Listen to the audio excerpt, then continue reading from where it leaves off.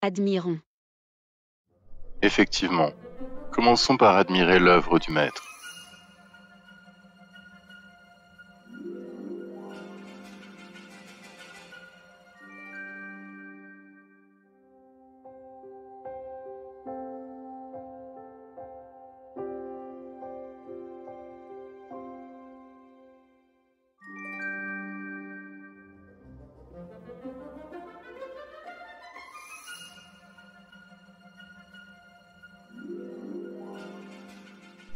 C'est, comment dire...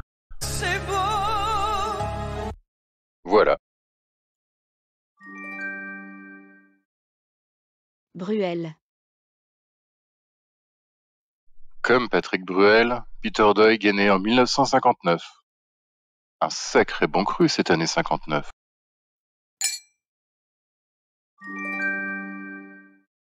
Canoe. Ne faites pas de zèle, Simone, et dites canoë comme tout le monde. Le canoë est un motif récurrent dans l'œuvre de Peter Doig, presque un emblème. Rempli, habité par un personnage mystérieux, ou carrément vide, le canoë symbolise peut-être quelque chose du moi du peintre, ou du moi en général. Le moi, vu comme un frêle esquif, glissant à la surface de l'eau, symbole universel de l'inconscient, où les reflets prennent parfois l'apparence de contenus psychiques plus ou moins effrayants. Passif, inerte, émouvant. Sa forme allongée offre une belle zone d'aplat pour la couleur qui présente un fort contraste avec l'environnement à la verticalité duquel il s'oppose également avec une étrange douceur.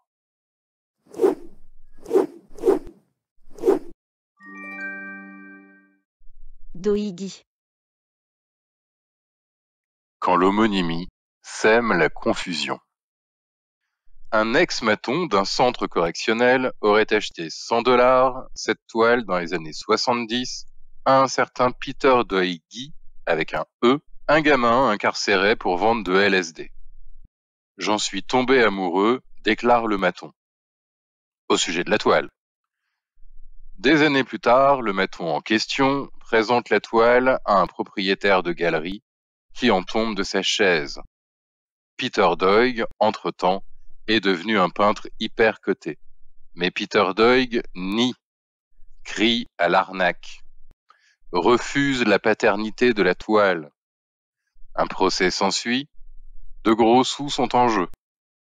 Finalement, après des années de procès, la justice tranche.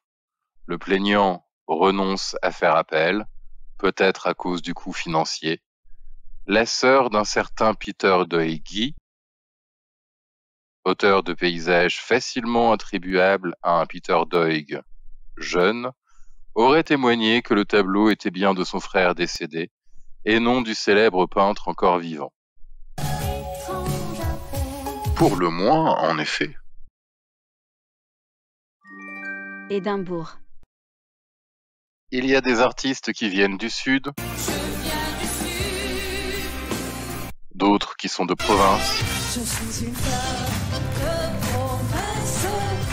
Peter Doig, lui, est un Écossais né à Édimbourg.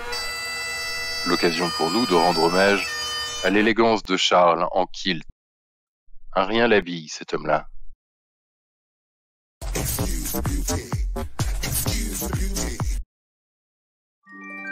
Figuratif. Ça nous est arrivé à tous, dans les musées d'art contemporain, d'éprouver quelques désappointements, voire de manifester quelques dépits face à ce type d'œuvres qui ont peut-être quelque peu éloigné le public de l'art contemporain. À l'ère des installations et de la vidéo. Ukraine, migrants, prix du tabac. Peter Doig impose de la peinture. Une figuration qui tire sur l'abstrait sans s'y anéantir complètement.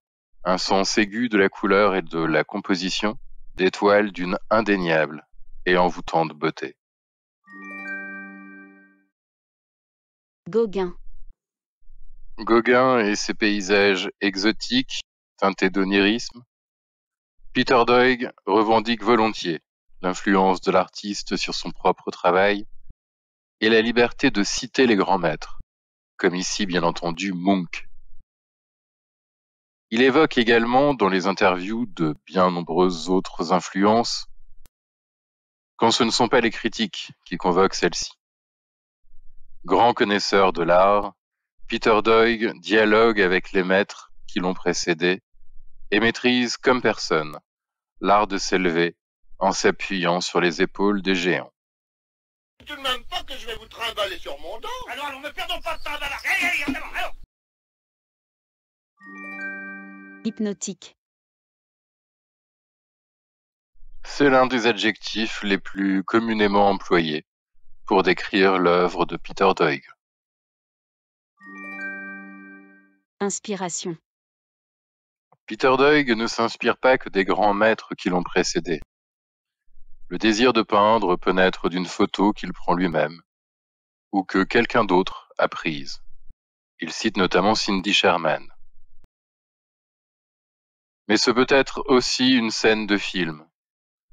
L'influence de cet extrait du film d'horreur Vendredi 13 est ici patente et tout à fait assumée par l'artiste.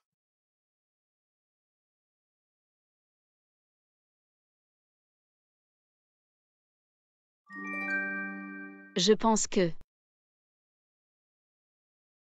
Je pense que dans l'élaboration d'une peinture, ce qu'on cherche à représenter, ce n'est pas tant une image du réel qu'une image de quelque chose d'intermédiaire entre l'actualité d'une scène et ce qu'on a dans la tête. Kunstakademie. La Kunstakademie. C'est dans ce prestigieux établissement situé à Düsseldorf que Doig enseigne depuis une vingtaine d'années. Avant lui, Paul Klee et Gerhard Richter ont exercé au sein du même établissement des fonctions similaires. LSD. Peter Doig évoque une prise de LSD dans sa jeunesse, qui, par la transformation occasionnée chimiquement de la réalité extérieure, l'aurait intimement marqué et aurait durablement influencé sa peinture. Non, je vous crois. Marché de l'art. Peter Doig est un des artistes vivants les plus cotés du monde. En 2021, le tableau Swamped a été adjugé à 39,8 millions d'euros. $2. Mais vous avez raison, Simone. Merci.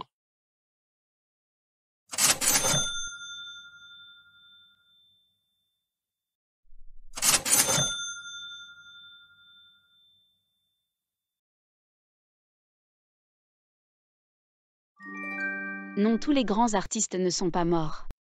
Et ça, d'après un sondage récent, pour une fraction non négligeable de la population française, c'est la meilleure nouvelle depuis que Mimi Mati a rejoint le casting de la série Léo Mattei.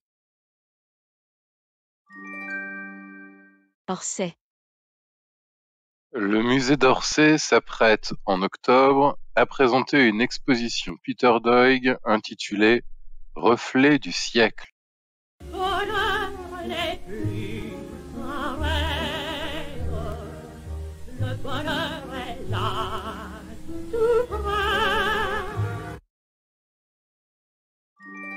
Prononciation. On ne dit pas Peter Doighy, ni Peter Doigt. Pourquoi pas péter doigt pendant qu'on y est? J'ai envie de me péter un doigt. T'es un doigt. T'es un doigt. Cette blague est nulle. D'accord, on se passera de vos commentaires. On va passer au cul maintenant, Simone, si vous voulez bien. C'est pas la première fois qu'on vous dit ça, j'imagine. Bouffon. Chut.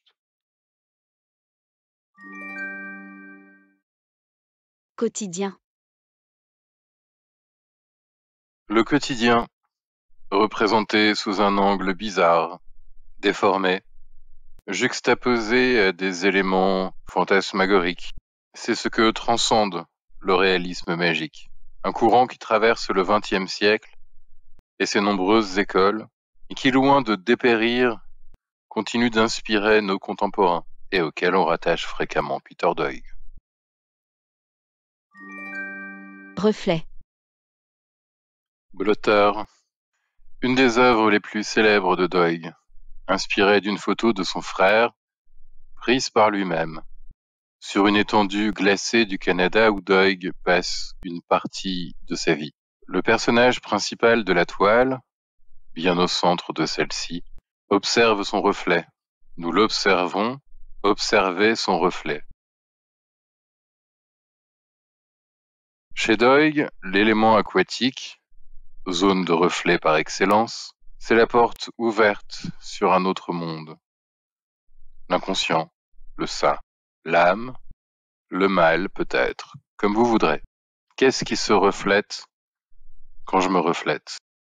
Et si la réalité n'était qu'une émanation fugace de son propre reflet? Swamped. Restez poli, Simone. Regardez ce tableau dont nous avons déjà évoqué la valeur sur le marché de l'art. Regardez l'énergie, la vie, la palette de couleurs qui anime le monde des reflets et ce qui en dépasse, comme des motifs infernaux de Jérôme Bosch ou des réminiscences surréalistes.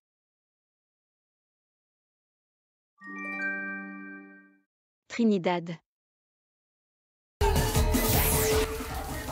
L'influence de Trinidad, où Doig vit depuis 2002, se mesure dans de nombreuses toiles. La violence des rues, l'exubérance de la végétation, les étendues d'eau. Doig y a créé un festival du cinéma. Univers. Quelque chose de l'univers de Doig est probablement contenu dans cette phrase du peintre, comme un manifeste. Regardez le monde non à travers les yeux du peintre, mais à travers les yeux de la peinture.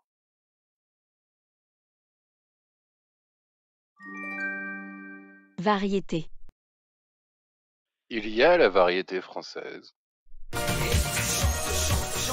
Et il y a la variété des styles, des motifs et des palettes d'un Peter Doig, qui est quand même pas mal non plus.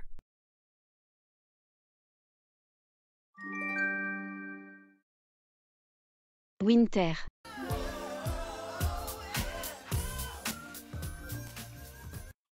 L'hiver a inspiré de nombreux peintres. C'est souvent l'hiver dans les toiles de Doig. Sûrement l'influence du Canada, mais aussi l'occasion d'évoquer une certaine solitude, le caractère fantomatique des choses et des êtres. L'occasion aussi de compléter sa palette avec ce blanc qui, comme disait Léonard de Vinci, n'est pas une couleur par lui-même, il est le contenant de toutes les couleurs. Dior multiplié par Doig. Eh oui, la maison Dior a sollicité la collaboration de Peter Doig pour la collection automne-hiver 2021-2022. On n'est pas obligé d'en penser quelque chose. On peut, mais on n'est pas obligé. Young Bin Farmer. Quel superbe accent, Simone. C'est peut-être une des toiles les plus fascinantes de Peter Doig. Un gamin sème des haricots dans un champ.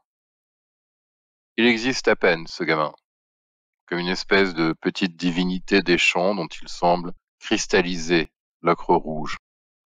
La scène est classiquement divisée en 3 parties.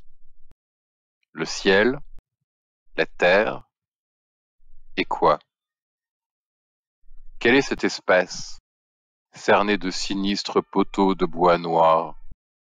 C'est un champ aussi, a priori, ou quelque chose d'un peu plus vague. Serait-ce une zone de reflet? Et ces branches qui déchirent l'espace, qui lacèrent la toile, répandant leur triste hiver, elles sont dans la Seine, sur la toile, à la frontière entre la Seine et nous, ou dans notre œil? Serions-nous en train de voir à travers les yeux de la peinture? Zermatt. Ce n'est peut-être pas la plus excitante des séries de Peter Doig. Mais c'est intéressant de voir comment ici il conjugue ses motifs hivernaux avec quelque chose de l'esthétique des estampes japonaises. Doig continue son dialogue avec les maîtres, avec le monde, avec Dieu peut-être. Bon, allez, sur ce... Salut